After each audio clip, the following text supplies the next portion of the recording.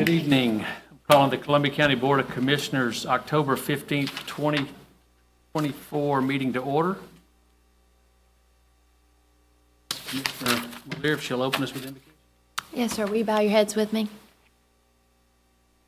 Dear Lord, we come to you every Tuesday with a prayer, and this Tuesday is no different, but we would like to extend a special gratitude for the events that have gone on in the past couple of weeks and the blessings that we have coming from those unfortunate events.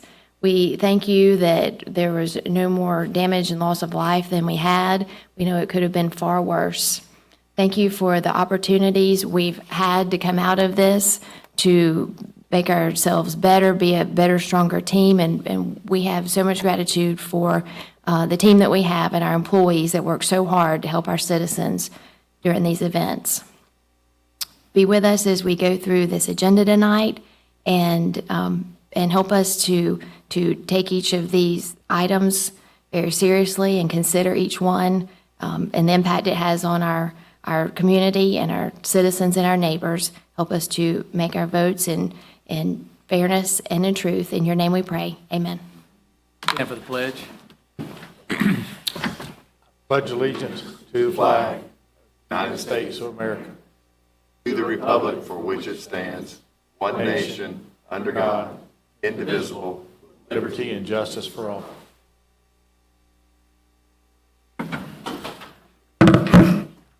Let the record show we have a full quorum of commissioners. Commissioners, you have the minutes from the September 17th, 2024 meeting in your packet. If you've had a chance to them, I'll accept a motion to approve them. Mr. Chairman, I make a motion to approve as presented. Second.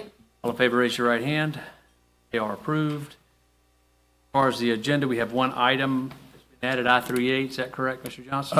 Yes, sir, Mr. Chairman. We also have an item that was moved from consent to the debate agenda. So item H2A will now be I-2A4, and then I-3A is added for your approval. Been approved, and hopefully I can keep up with all those. I'll help you. I appreciate that. Again, welcome. Glad you're here this evening. No special guest as far as chamber and such, so we'll go straight into the consent agenda. Commissioners, you have the items on these. They've been through the necessary committee, received the necessary votes to be placed on this event agenda. So if they meet with your approval, I'll accept one motion to approve all. Mr. Chairman, I make a motion to accept the consent agenda as presented with the changes previously mentioned. Second. Questions? All in favor, raise your right hand. Carries. On to the debate agenda, and I believe unfinished business, the second reading. Johnson, who has that? I believe it's Commissioner Skinner's It is. motion. Yes. This ordinance number 2402, I make a motion to approve the second reading of ordinance number 24-02, amending Chapter 46, Health and Sanitation, Article 5, Body Art, Section 46-117, Client Files. Second. This is a second reading, as Commissioner Skinner mentioned.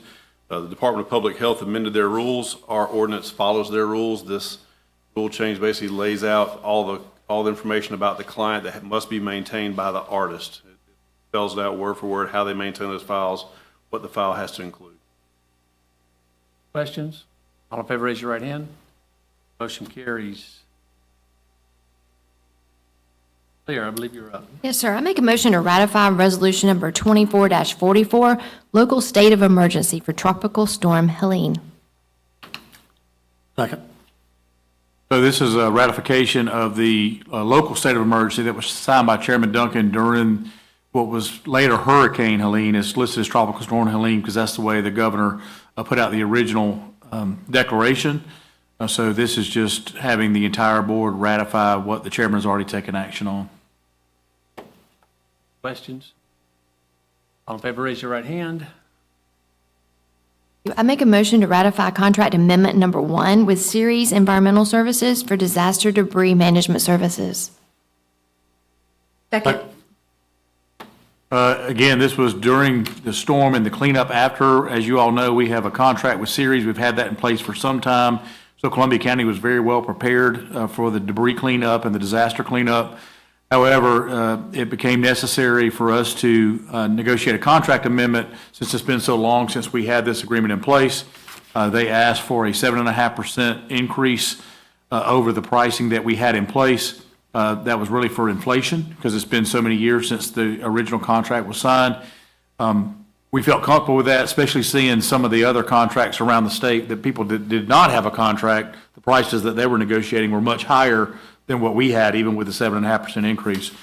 So that being the case, during the emergency declaration, I signed the amendment to the original contract to allow them to go ahead and move forward, and we're asking the board to ratify that tonight, the action that I took tonight. Any questions? Motion and second on the floor. All in favor, raise your right hand. Carries. Mr. Chairman, just to add to that, just so I believe, just make sure everybody is aware of that. As we move forward, this is the contract that's in place. They will continue to give us estimates on what it's going to cost to clean up the entire county, and they're going to come back to us asking us to up that estimate each time. So when they hit I gave them the authority to go to $1 million. Obviously, we know we're going to go past that. Blow through. During the ice storm, we went way past that anyway. So I'll be giving the board regular updates, but per the contract, I'll be giving them the additional approvals as necessary. I just wanted the board to be aware of that. It is all reimbursable, but I'll make sure that the board is aware of that unless there's some direction by the board for me not to take that action. We just don't want to stop to bring it back to the board. If we get to a threshold, I'll take the action on behalf of the county. Right, and everything reimbursement, if we follow the process, it's FEMA reimbursed. Yes, sir. That's correct. For the record, FEMA does not come pick up the debris, the county picks it up, and if we follow the process, we can get reimbursed. That's correct. Very good. I make a motion to ratify all agreements entered into with Servpro of Augusta for Savannah Rapids Pavilion. Second. Another one, this is a emergency work authorization for Servpro. As you know, Savannah Rapids Pavilion had a significant amount of damage. It was completely flooded on the inside. We were very concerned about the mold growth and some other issues there. So we actually mobilized Servpro. Again, this is asking for the board to ratify the action that I took under the emergency declaration. Any update on the facility? Have to tear the whole thing down, or are we gonna? They're still going through the remediation now. They're gonna have to remove all the sheetrock. Now, you all know this was slated for renovation anyway. Right. So essentially what they're gonna do is they're gonna go in and dry everything out, take out all the sheetrock, make sure there's no mold, almost take it to the studs essentially, and then we'll decide what our next steps are. This is covered by insurance, so we felt that we needed to go ahead with this even though we had a renovation in place. I don't think we could have left the building. If we'd have done that, we probably would have had to tear the whole thing down. And currently, we don't have enough funding to rebuild a new building. We only have enough money for renovation. We felt like this was the right way to go. But they are in the process of taking it down to the studs. Any other questions? Motion and second on the floor. All in favor, raise your right hand. Motion carries. I make a motion to amend documents for insurance broker name change from Acrisure LLC to Acrisure Southeast Partners Insurance Services LLC. Second. This is simply a name change. There was a request from Commissioner Caraway to actually pull this off of consent, put it on the debate agenda for the whole board to be able to debate this. But it's essentially just a name change.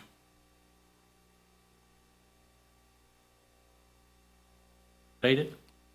No, I abstain because I'm a stockholder in that Oh, for okay. sure. Motion and second on the floor. All in favor, raise your right hand. By who abstains? Mr. Skinner. Yes, sir. File AP 240801. I make a motion to disapprove a business license for CSRA Motorsports for property located at tax map 082D, parcel 033. Second.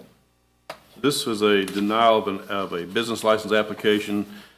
Appealed. The appeal went to the planning commission. The planning commission denied the appeal. Therefore, the appeal comes to this board for consideration. The property is currently Augusta Luxury Transportation, which is a vehicle rental business, and also King Blends Barber Shop. Prior to this, it was a car lot for many years. However, the car lot moved to Augusta downtown. Our code says within 12 months of that business not being active, if you want to come back, you have to bring it up to current code. Current code requires a car lot to have 1.5 acres. They have 0.67 acres, so they do not meet our code, which is why staff denied it. The applicant states that they had a hard time getting their state license approved. They have to have a state license for retail sales prior to having a county license for retail sales for vehicles.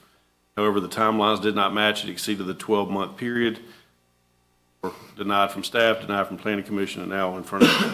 Happy to answer any questions you may have.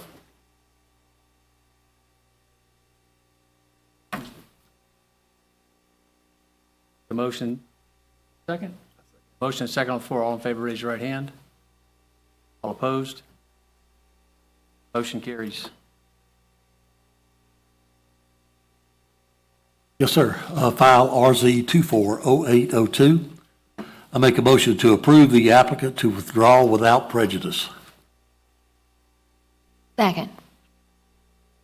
This was a application to rezone, to redo a PUD to make some setback changes to the pool house. However, the applicant has stated they will not move forward with that project next foreseeable future, so they've asked to withdraw. Larry Carter, did you want to speak? They all left. Left, okay. Motion is second on the floor. All in favor, raise your right hand. Next, we have file RZ 240906. I make a motion to approve the request for the rezoning from R1 to S1 for a portion of property located at tax map 077, portion of parcel 024. Second.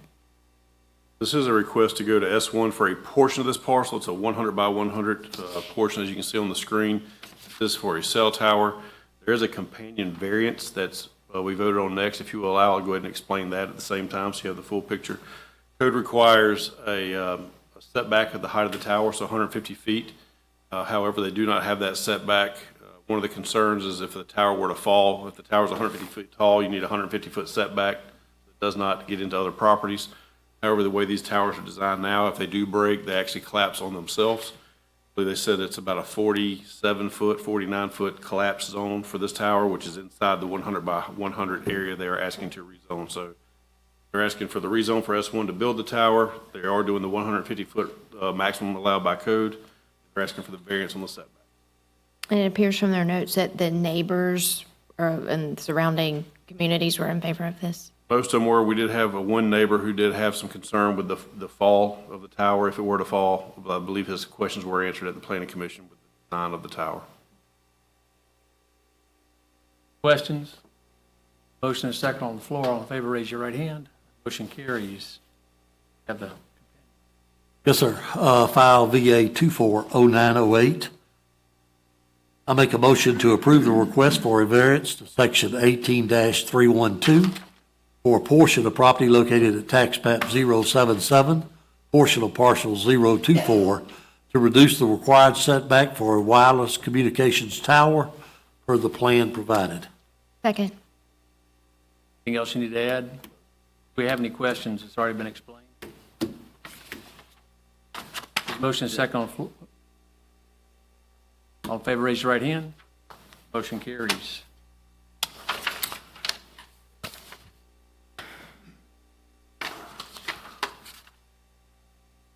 Yes, sir. File VA 240907.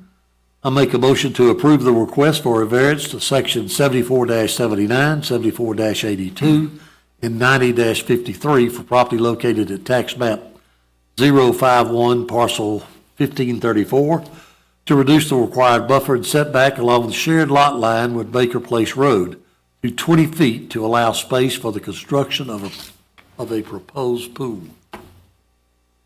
Second. I think we were out of order here a little bit, but I'll go ahead and address the item that entered it.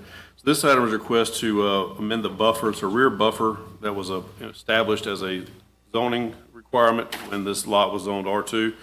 It's a reverse, as you see on the screen here, this lot is a has reverse frontage. Baker Place Road is on the east side of that lot. If plan is north, there's a required 50-foot buffer. That buffer over time has been, I wouldn't say depleted, but it's not a 50-foot buffer. There's trees on it. There's a picture of the buffer there, but it's about a 20-foot buffer. The applicant is looking to put a pool in, so they're actually putting the pool on grass. However, the plat says it's a buffer, so staff can't approve the plan because it shows being in a buffer. However, the buffer doesn't exist. Ask us to reduce that 50-foot down to 20-foot buffer.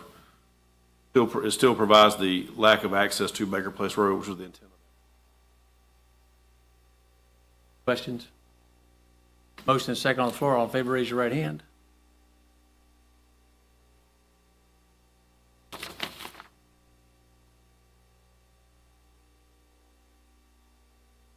Back to the Yeah, we missed one, I-2B5. 5, okay. File VA 240905. I make a motion to approve the request for a variance, section 90-98, for property located at tax map 072A, parcels 026A, 061, 062, to remove the maximum building setback in the Evans Town Center Overlay District, subject to the following conditions. The subject parcels shall be combined, and a copy of the combination plat provided to the planning department prior to the issuance of a certificate of occupancy. Second. This is for the freestanding ER room that's being built at the old FAT site. They are surrounded by roads on three sides. Because they are in the Evans Town Center Overlay District, they have a maximum building setback. If they were to meet those setbacks, the building would have to be pushed up to all three of the roads. Pretty hard to do. So this is a different situation for the most. They can meet the setback along Herper Farm Road. They are asking to vary the one along North Bel Air Road and as well as Marie Street. So if you looked at this, staff feels comfortable with the layout. They are kind of constrained also with the flow of traffic, bringing ambulances in there as well. So they've got a few things working against them. Layout of the plan in front of you. So happy to answer any questions. It'll all be reconciled by the time they get their CO at the end. Right, so there's three individual parcels. The condition is they would have to combine those three parcels into one. However, we are actively trying to acquire part of those for a road project. So we're asking to leave the parcels as is, let them start construction, let us do our acquisition, and then they will combine those three parcels into one prior to getting their occupancy. Questions? Motion and second on the floor. All in favor, raise your right hand. Carries. And now on to I-3A, Commissioner Lear. I make a motion to pay exempt employees for hours worked above the official closure hours received. Second. So as you know, during Hurricane Helene, county employees logged a tremendous amount of hours in the EOC out in the field. The way our policy reads, our non-exempt employees were paid for the holiday closure, the inclement weather closure, the hours they worked, and then if it threw them in the overtime, they got paid the overtime as well. Our exempt or salaried employees, that wasn't the case. So really, it was a PTO, and it was a maximum amount of PTO that our exempt employees could get. What my request is for you tonight is that you would pay the exempt employees. We originally said the hours over the PTO hours, but after some individual discussions with commissioners, the request is that you pay just hour for hour, the hours the exempt employees work.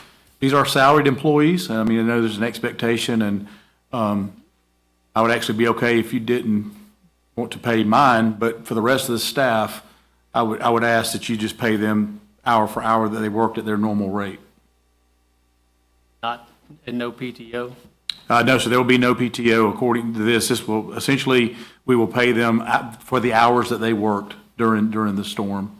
As you know, again, in the EOC, this is our executive leadership team. A lot of our senior staff were working 18-hour days early on, and even later on, 13, 12-hour days.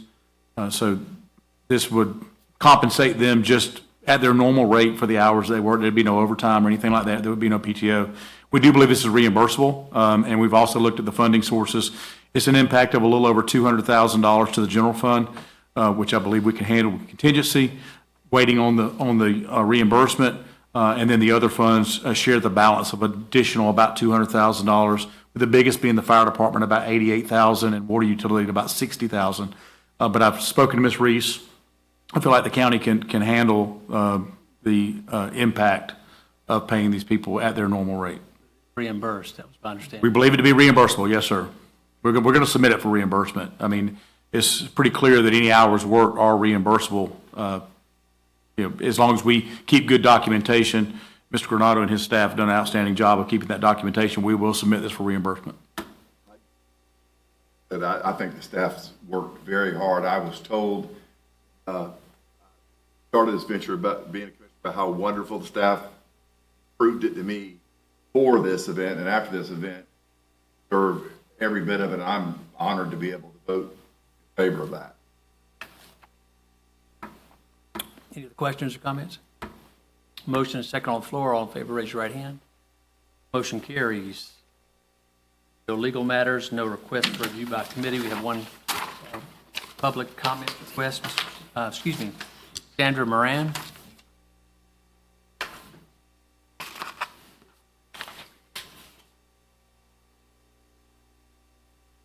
We just Seeing you again, state your name and address for the record, please. Aaron. Drive in. I would like saving my life. Day 13.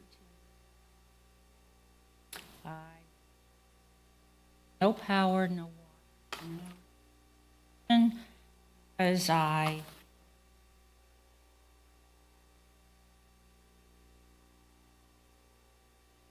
power.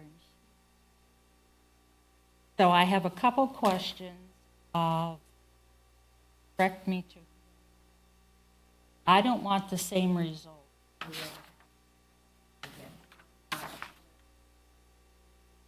Like that. So according to the FEMA hazard mitigation assistance, there are a program that I believe to obtain the money changes, so I can not go through. But according to grant programs, a request not be submitted by the homeowner. The homeowner has to go to local representative, sub-applicant.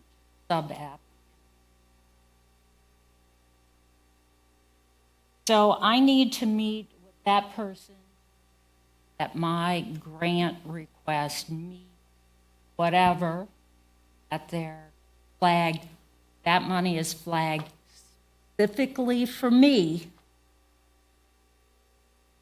I can improve my house. I will have power and water, anything happens. Mr. Kennedy, could you speak to that or schedule a time to meet with her? Yeah, I think we can. I would ask Mr. Granado there. And we regularly do hazard mitigation grants or emergency preparedness grants. My knowledge, Don, correct me if I'm wrong, I've never seen them used for private citizens. Typically, when these grants go in, it's for the resilience, recovery of your primary infrastructure.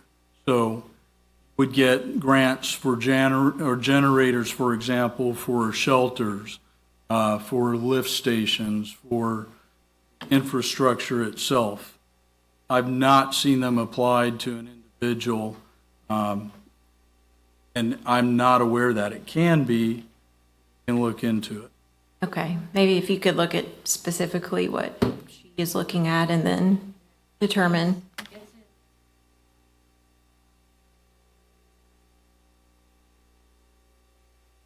Okay, I'm sure they'll be glad to get with you after the meeting and schedule a time. Okay. Thank you. We have a few items in the executive session, which I believe we can deal with right here and now. So I'll go to Commissioner Caraway.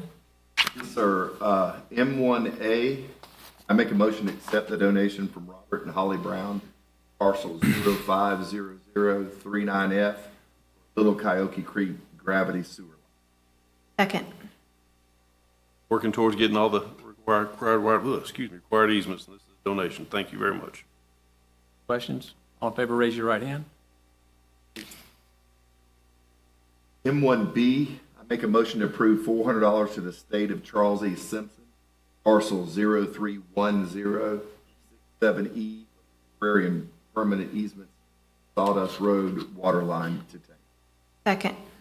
Upgrading that water line, purchasing property to improve the flow of water between our pump station and our tanks out there in Harlem. Questions?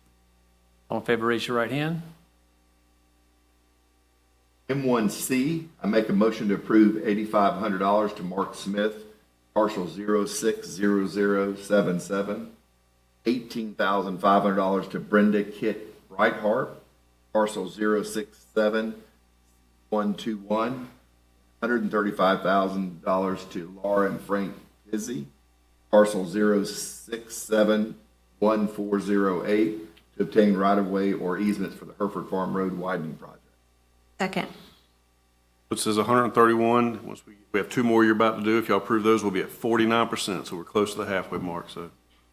Motion and second on the floor. All in favor, raise your right hand. Motion carries.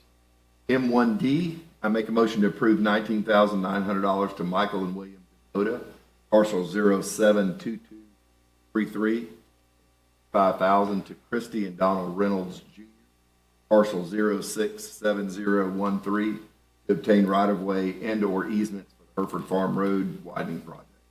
Second. 1%. All in favor, raise your right hand. I make a motion to approve $255,000 to George Snelling, parcel 062086J, to obtain right-of-way for the Gatewood Boulevard Extension Project. Second.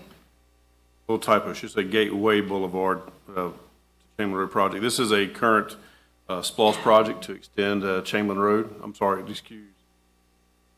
Canterbury Farms Road across Chamberlain Road over to Horizon South.